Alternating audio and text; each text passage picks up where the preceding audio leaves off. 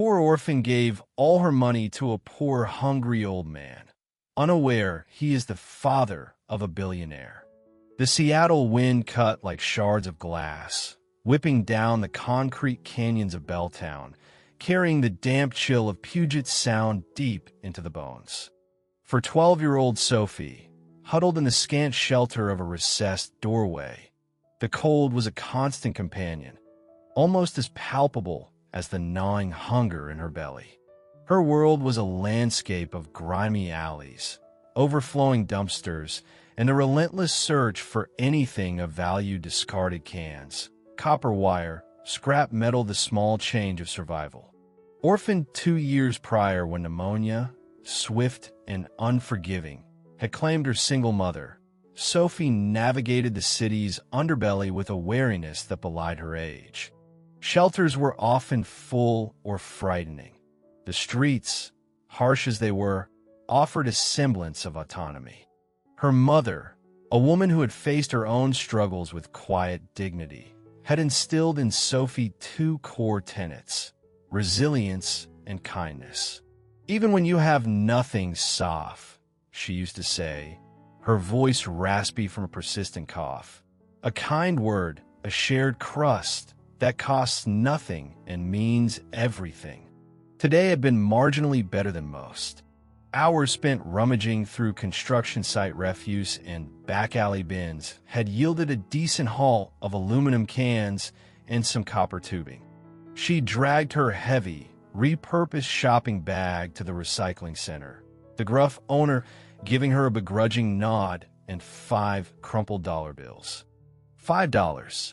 Sophie clutched the bills tightly inside her worn mitten, the paper thin but representing a significant victory. It was enough for a hot meal, a real one. Maybe a big, steaming cup of soup and a thick slice of bread from the bakery down the street, whose warm, yeasty scent often tormented her during her scavenging rounds. Her stomach cramped fiercely at the thought, a sharp reminder that her last proper meal had been scraps retrieved 2 days ago. Clutching her treasure, she started towards the bakery, quickening her pace against the biting wind. The image of warm soup filled her mind, blotting out the cold for a moment. But as she rounded the corner, a figure huddled beside an overflowing municipal trash can made her stop short. It was an old man, skeletally thin, his face nearly obscured by a tangle of dirty white hair and beard. He wore layers of ragged clothing, inadequate against the penetrating cold. His hands, blue-tinged and trembling uncontrollably, fumbled weakly inside the bin, searching for discarded scraps. He looked utterly defeated, a fragile relic cast aside by the world. As Sophie watched, hesitant, he let out a low, despairing moan, his breath misting in the frigid air. "So hungry," he whispered, the sound barely audible above the wind's howl. "So cold." Sophie froze. The $5 in her mitten felt suddenly heavy, almost burning. She saw the old man's desperate fumbling, the tremor in his hands, the cloudy, unfocused look in his eyes. She saw a reflection of the fear she often felt herself, the fear of fading away, unnoticed, consumed by cold and hunger. Her mother's words echoed in her mind, that a shared crust means everything.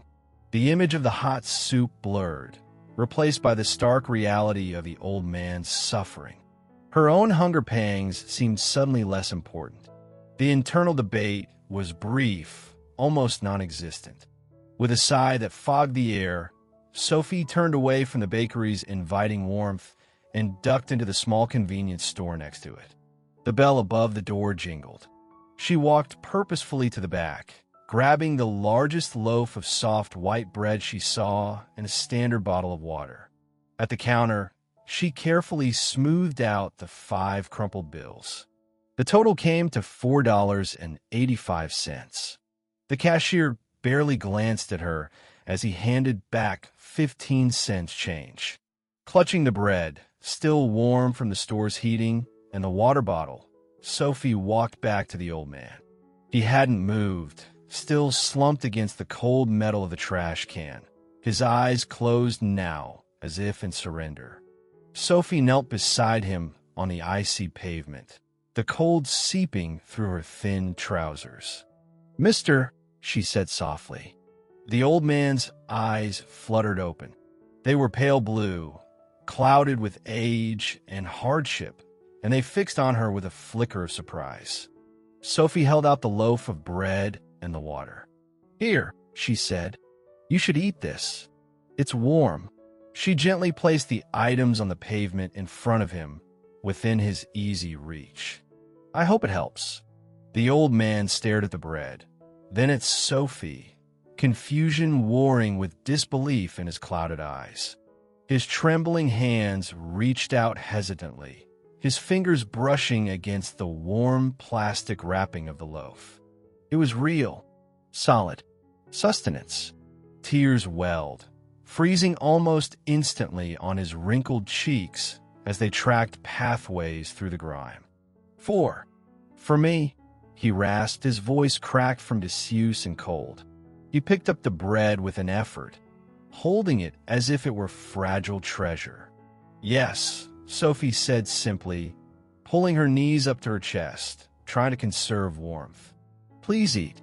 He fumbled with the packaging, his coordination impaired by cold and weakness.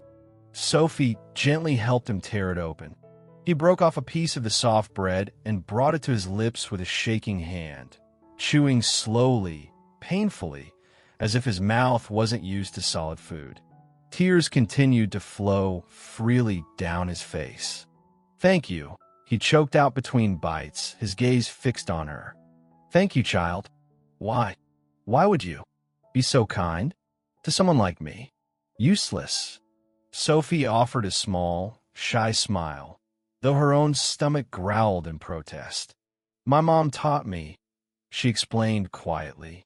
"She said everyone deserves kindness, that we should help people when we can, even if we don't have much ourselves. She said it makes the world a little warmer."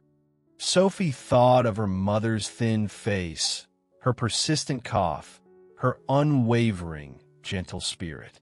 She wouldn't have wanted anyone to be hungry.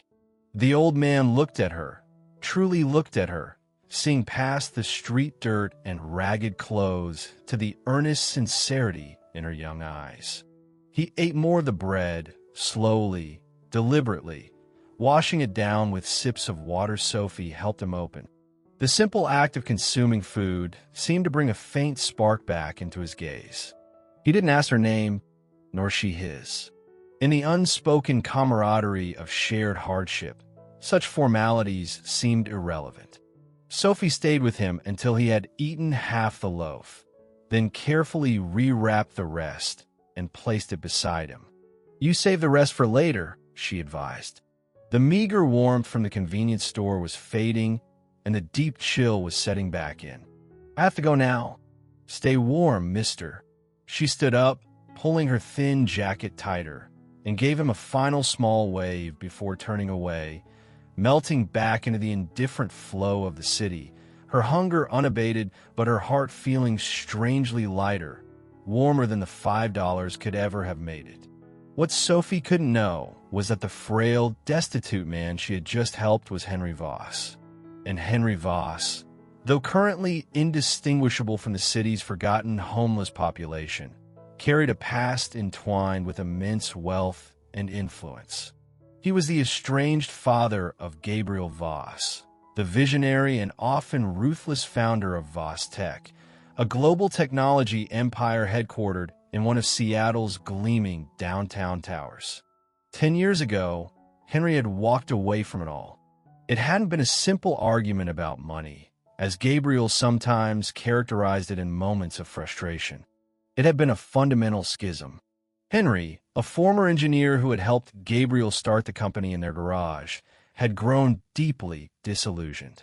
He saw Voss Tech prioritizing profit over ethical considerations, chasing government contracts he found morally dubious, and fostering a cutthroat corporate culture that grated against his gentler sensibilities. His wife, Eleanor, Gabriel's mother, had been the bridge between them, but after her sudden death from an aneurysm, the connection fractured completely. Consumed by grief and appalled by what he saw as Gabriel's soulless ambition, Henry had confronted his son. The argument was bitter, accusations flying, culminating in Henry shouting, "I can't be part of this. I need to find something real again, something human." He'd packed a bag and walked out, not in search of philosophical enlightenment, but in a desperate flight from a life that fell hollow and a son he no longer recognized. His initial plan had been vague travel, find simpler work, reconnect with basic values. But grief, pride, and perhaps an undiagnosed depression had clouded his judgment. He drifted, depleted his modest savings, refused to reach out, ashamed of his inability to cope. One poor choice led to another, and gradually, inevitably, he slid into the anonymity of homelessness. He survived on the margins, occasionally finding shelter, sometimes working odd jobs, but mostly just enduring, trapped in a cycle of despair and isolation, the memories of his past life seeming like a distant, painful dream. He actively avoided places he might be recognized, letting his appearance deteriorate, becoming one of the invisible men shuffling through the city. Meanwhile, Gabriel Voss inhabited a different universe. His life was a whirlwind of board meetings, product launches, strategic acquisitions, and immense wealth. He lived in a stunning minimalist mansion overlooking Lake Washington. Yet a persistent void remained. His father's disappearance was a constant, aching wound. In the early years, Gabriel had hired private investigators, alerted police networks, spent a fortune trying to track Henry down. But Henry had seemingly vanished. No credit card usage, no social security activity, no trace. Gabriel eventually, reluctantly, concluded his father might be dead, or had simply chosen to sever all ties so completely that finding him was impossible. He buried his grief and guilt under relentless work, the silence between him and his father echoing in the vast emptiness of his success. He never stopped wondering, though, especially late at night, staring out the city lights. Where did his father go? And why? Gabriel Voss adjusted the collar of his tailored overcoat, stepping out of his limousine into the biting Seattle wind. He disliked these obligatory public appearances, but the Vostech Foundation, the philanthropic arm of his empire, required a certain amount of personal visibility, especially when launching new initiatives. Today's event was a press conference and tour of the Seattle Cares Outreach Center, a downtown facility providing support services for the homeless population, a facility the foundation had just awarded a significant multi-year grant. He posed for photos, delivered concise remarks about corporate responsibility, and listened with feigned interest as the center's director, Sarah Jenkins, outlined their programs. Counseling, job assistance, temporary shelter referrals, and a mobile outreach van distributing food and blankets. It was all necessary work, Gabriel acknowledged intellectually, but it felt distant from his world of algorithms and stock options. As the formal part of the event concluded, Sarah offered to show him their mobile outreach route, demonstrating where the new Vostech funding would make a tangible difference.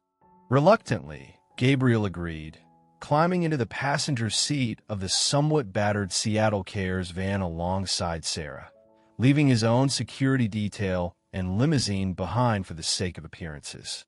They drove through streets not far from the gleaming Vostech Tower, areas where the city's prosperity frayed at the edges.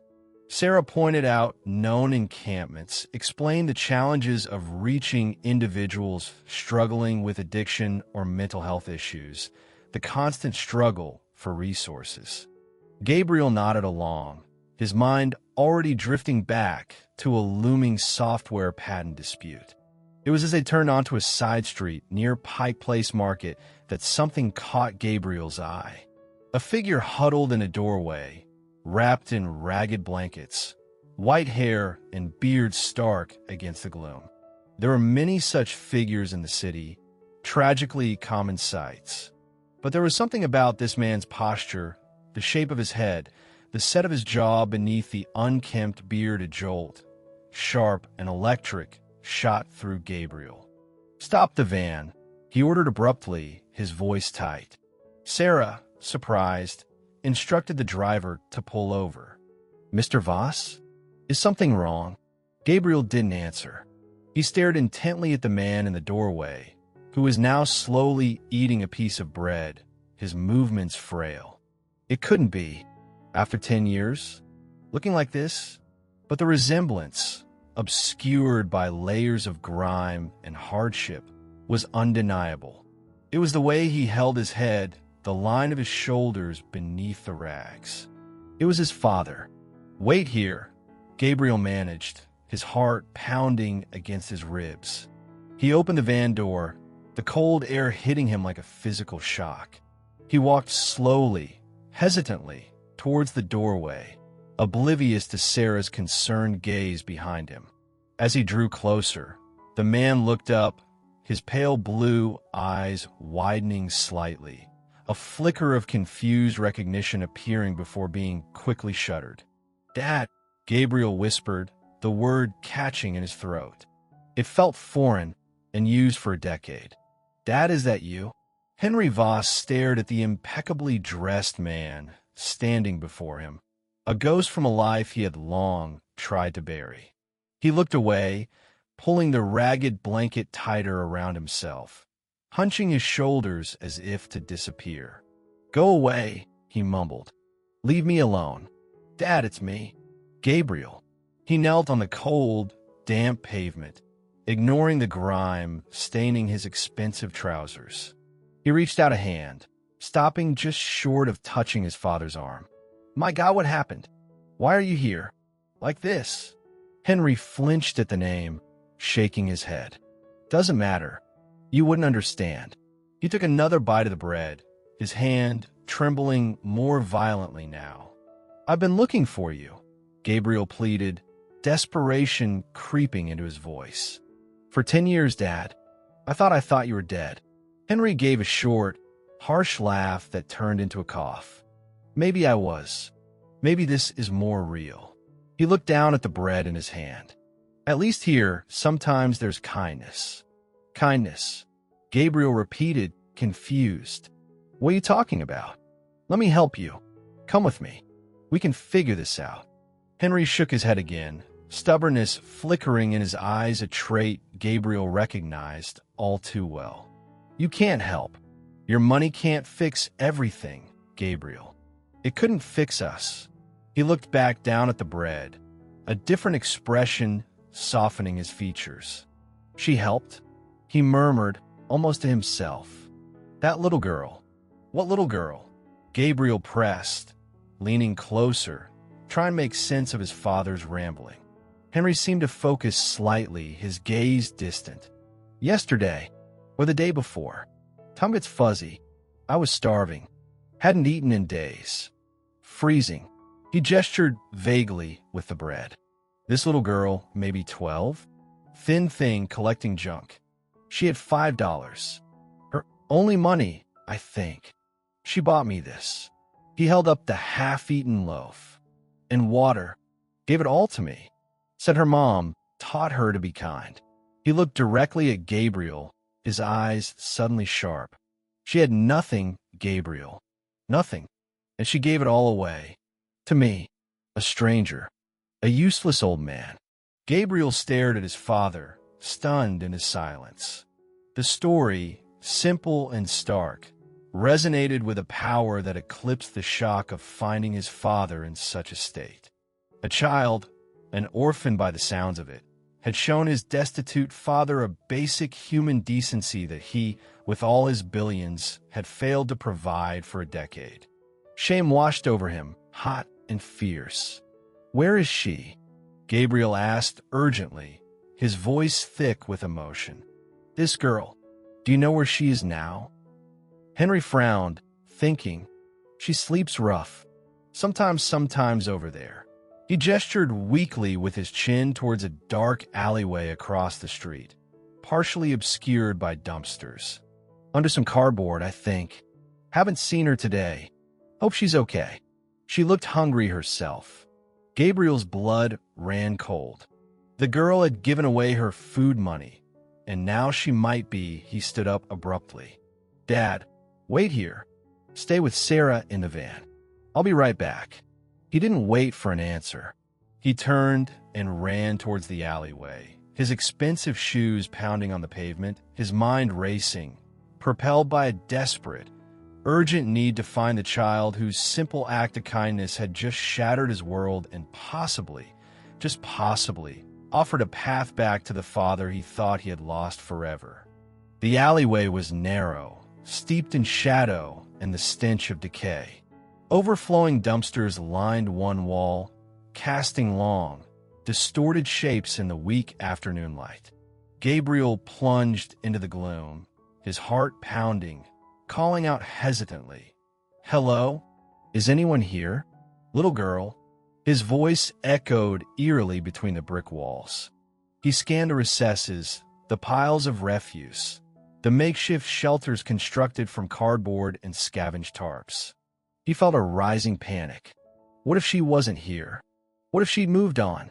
What if, weakened by hunger and cold, he couldn't finish the thought? He nearly stumbled over a discarded tire before spotting it a low huddle of flattened cardboard boxes tucked into a slightly sheltered alcove behind a large dumpster. It looked like little more than another pile of trash, but there was a shape beneath it. "Hello," he called again, approaching cautiously. "Are you okay?" A small figure stirred beneath the cardboard. A head emerged, topped with tangled brown hair. It was Sophie. Her face was pale, smudged with dirt, her eyes large and listless in her thin face. She looked smaller, more fragile than Henry's description had conveyed. She blinked, squinting up at the tall, well-dressed stranger looming over her. Who are you?" she whispered, her voice weak. Gabriel knelt beside her makeshift shelter. "My name is Gabriel Voss," he said gently. "I met the old man you helped, the one you gave the bread to." Sophie's eyes widened slightly in recognition. "Is he okay?" "He's okay," Gabriel reassured her. "He's safe now. He told me what you did. How kind you were." He looked at her closely, taking in the blue tinge around her lips, the way she shivered uncontrollably despite the inadequate cardboard covering. "But you don't look okay, Sophie. When was the last time you ate?" Sophie averted her gaze, picking at a loose thread on her mitten. "Doesn't matter," she mumbled. "It does matter," Gabriel insisted, his voice thick with concern. "Sophie, the man you help, he's my father." Her head snapped up, her eyes wide with astonishment. "Your father?" "Yes. And because of your kindness to him, I found him after 10 years. Now, I want to help you. Please, let me help you." He reached out a hand. "Come with me. I can get you somewhere warm, get you some food, make sure you're all right." Sophie hesitated, suspicion warring with desperation in her eyes. Strangers offered help sometimes, but it often came with hidden costs or dangers. Yet, this man seemed genuinely concerned, his eyes mirroring the emotion she'd seen in his father's. And she was so cold, so hungry. The gnawing emptiness in her stomach was becoming unbearable. Slowly, hesitantly, she placed her small, cold hand into his outstretched one. Gabriel helped her to her feet. She swayed slightly, weak from hunger and cold. He quickly took off his expensive wool overcoat and wrapped it around her thin shoulders. It enveloped her like a tent, smelling faintly of cologne and wealth, a stark contrast to her own worn clothes. He led her carefully out of the alleyway and back towards the waiting Seattle Cares van. Sarah Jenkins rushed forward, her face etched with concern. "Mr. Voss, is she all right? We were getting worried. She needs food and warmth. Immediately, Gabriel stated, his arm protectively around Sophie's shoulders.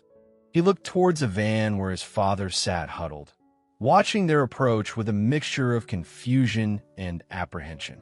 "Sarah, can this van take us somewhere safe? A hospital, maybe? Or is there a family suite at the shelter?" Sarah shook her head regretfully. "Our shelters are full tonight, Mr. Voss, especially the family units. And unless it's a medical emergency, the hospital ER isn't ideal. Overcrowded, long waits." Gabriel made a decision. "All right, new plan." He pulled out his phone, dialing his head of security.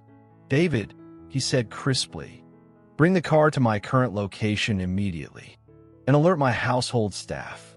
Prepare 2 guest suites.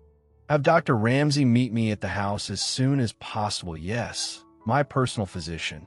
Full checkups required for 2 individuals. 1 adult male, elderly, probable exposure and malnutrition. 1 female child, approximately 12, same conditions." Within 15 minutes, Gabriel's limousine pulled up silently beside the outreach van. The contrast was stark. He gently helped Sophie into the plush back seat. Then came a more difficult task of persuading his father. Henry initially balked, shaking his head, mumbling about not wanting charity, not wanting Gabriel's world. "Dad," Gabriel said firmly but gently, kneeling beside him again. "This isn't just about you anymore. It's about Sophie. She needs proper care, warmth, safety. She helped you. Now we need to help her. Please, do it for her." Henry looked from Gabriel's earnest face to Sophie, huddled small and wide-eyed in the luxurious car. He saw the vulnerability in the child who had shown him such unexpected kindness. With a deep, weary sigh, he finally nodded, allowing Gabriel and Thomas, Gabriel's regular driver, who had arrived with the car, to help him into the limousine beside Sophie. The drive to Gabriel's lakeside mansion was quiet, filled with unspoken tension and uncertainty. Sophie stared out the window, overwhelmed by the speed and luxury. Henry seemed to shrink into himself, avoiding Gabriel's gaze. Gabriel felt a knot of anxiety tighten in his stomach. He had found his father. He had found the girl who saved him. He had brought them out of the cold. But as the gates of his opulent estate swung open, he knew the real challenges were just beginning. Providing sanctuary was one thing. Healing the deep wounds of the past and navigating the complexities of their intertwined futures was another matter entirely. And first, there was the unavoidable necessity: contacting Child Protective Services about Sophie. His rescue mission had just entered much more complicated territory. The immediate aftermath of their arrival at Gabriel's sprawling, modern mansion was a whirlwind of quiet efficiency orchestrated by his household staff and personal physician. Sophie, overwhelmed and exhausted, allowed herself to be led to a warm bath, dressed in soft, new pajamas, and tucked into a bed more comfortable than any she had ever imagined. Dr. Ramsey examined her gently, confirming she was severely underweight and suffering from mild hypothermia, but otherwise resilient. He prescribed rest, warmth, and a careful reintroduction to nutritious food. Henry's situation was more complex. Physically, he was suffering from malnutrition, exposure, and untreated arthritis, but Dr. Ramsey's primary concern was his cognitive state.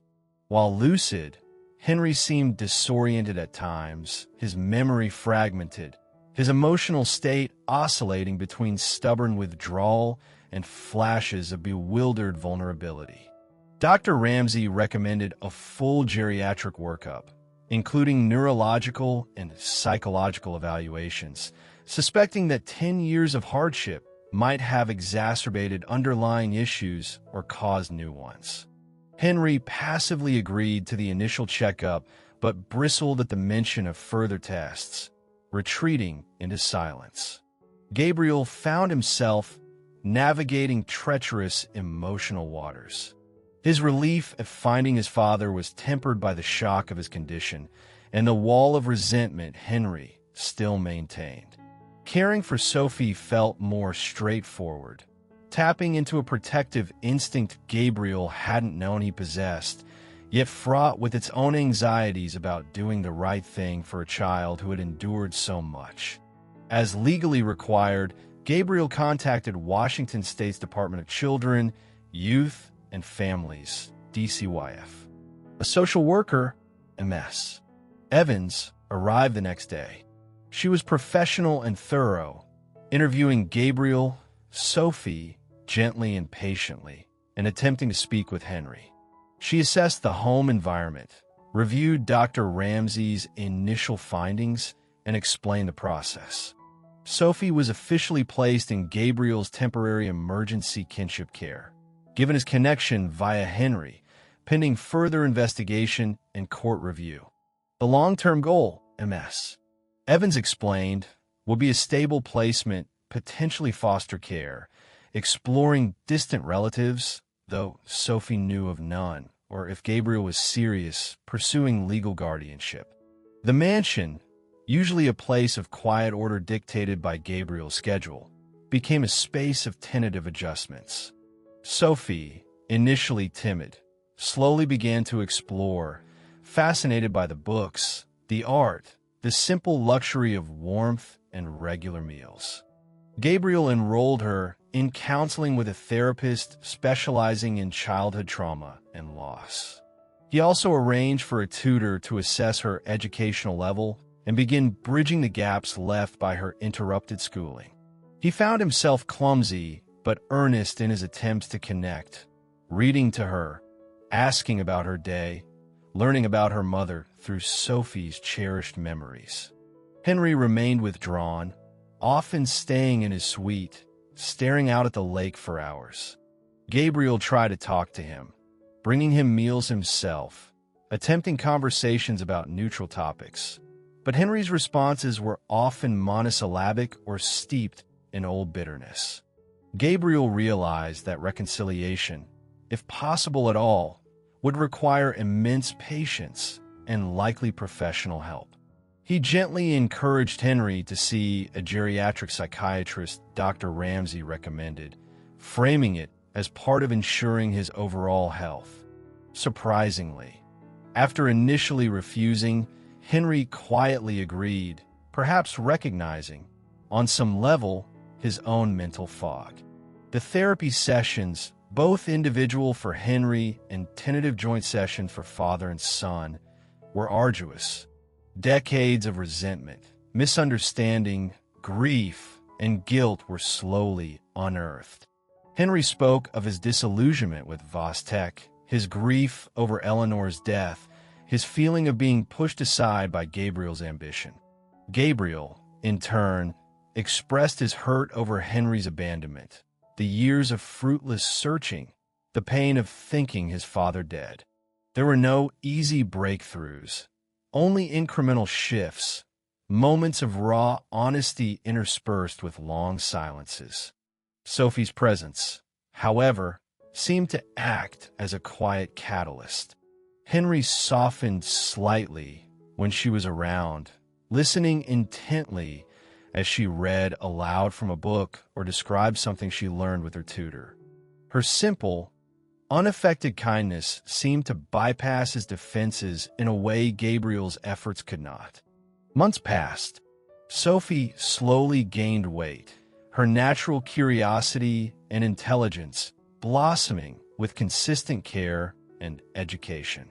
She started tentative friendships with children of Gabriel's staff. The shadows of her past remained, but they no longer dominated her present. Gabriel, guided by MS. Evans and his attorney, formally petitioned for legal guardianship, submitting to home studies, background checks, and evaluations. Henry began a low dose of medication for depression and showed gradual improvement in his cognitive clarity, though his physical health remained frail. He started taking short walks around the estate gardens, sometimes accompanied by Sophie, sometimes by a quiet caregiver Gabriel had hired. He still wasn't the father Gabriel remembered from his youth, but glimpses of the thoughtful, gentle man reappeared more frequently. He began to acknowledge Gabriel's efforts, offering gruff but sincere thanks for the care provided, especially for Sophie. The thawing was slow, almost imperceptible, but it was happening heart by tentative heart within the unexpected sanctuary of Gabriel's lakeside home.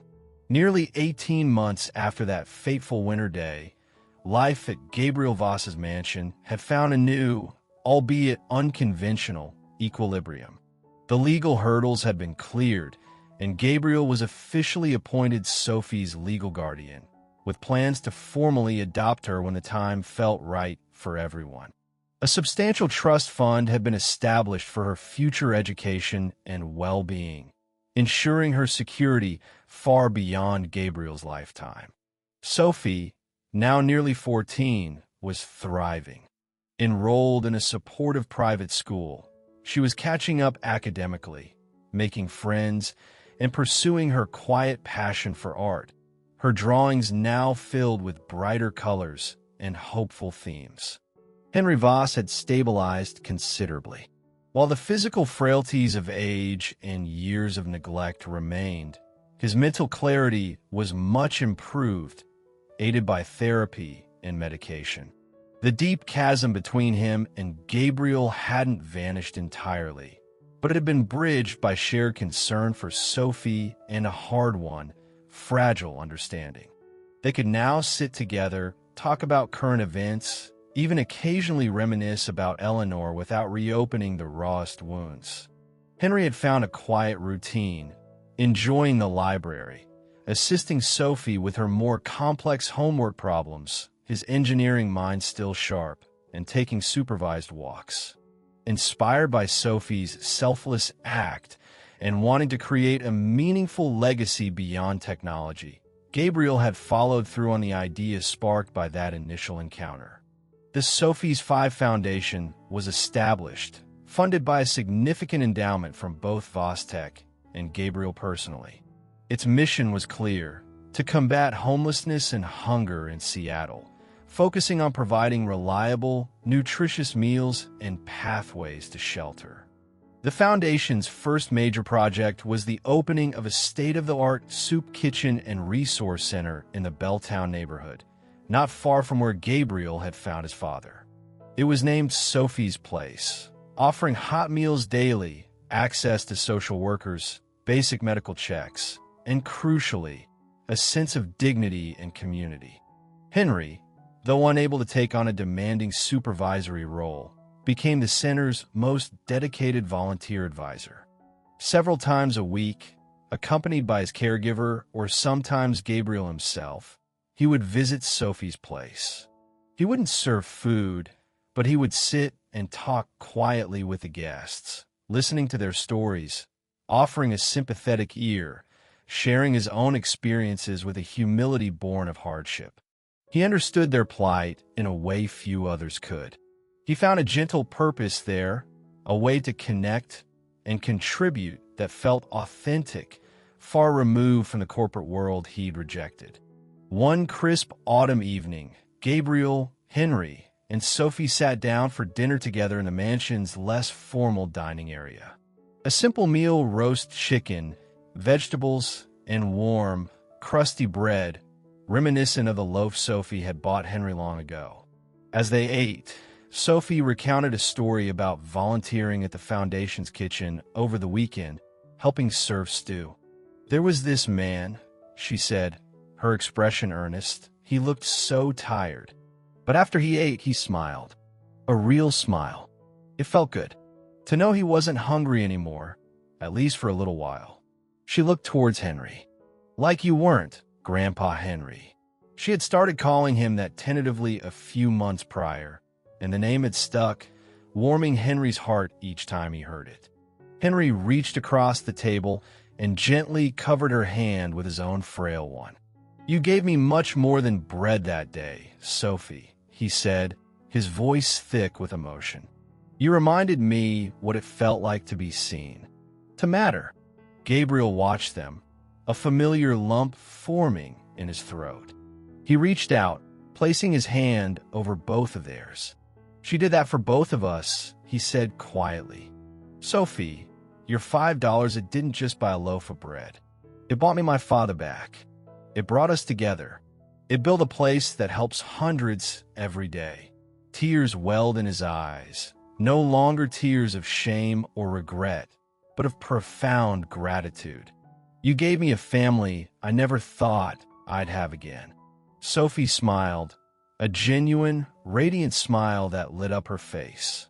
She looked from Henry to Gabriel, her chosen family, forged in the crucible of hardship and kindness. The journey had been complex, painful, and ultimately transformative.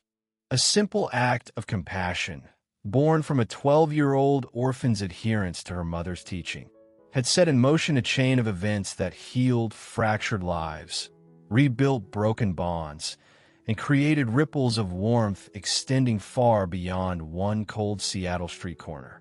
The currency of kindness, Sophie had shown them all, was far more valuable than any amount held in a bank or traded on the stock market. It was the currency of the human heart, capable of yielding the richest returns of all: connection, redemption, and love.